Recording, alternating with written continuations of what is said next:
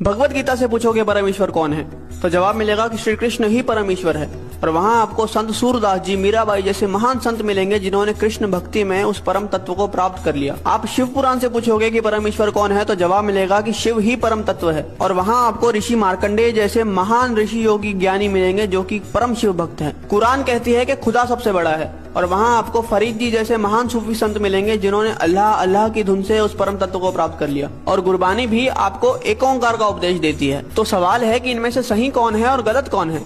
और जवाब है कि इनमें से सही तो सारे हैं, लेकिन गलत वो इंसान है जो इनमें से किसी एक पथ पे चलते हुए बाकियों का अनादर करता है, अपमान करता है। इसीलिए कबीर जी ने कहा था कि कबीरा कुआं एक है, यानी कि वो जो परमात्मा है वो एक विशाल कुएं की तरह है और पानी भरे अनेक, यानी कि हम और आप अलग अलग नामों से, अलग अलग स्वरूपों से उस भगवान को पुकारते हैं। लेकिन आगे कबीर जी कहते हैं कि भांडे ही में भेद है और पानी सब में एक। मतलब जो भांडा है यानी कि हम, भेद तो यहाँ पे है, क्योंकि आप इंसान को तो अलग कर सकते हो लेकिन भगवान को कभी बांटा नहीं जा सकता। अब प्याला चाहे सोने का हो या पीतल का, उसके अंदर जो पानी है वो तो अंत में प्यास ही बुझाएगा।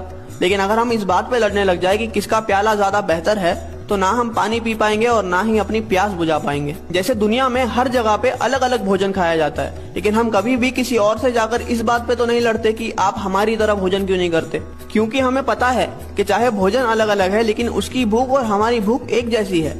हो सकता है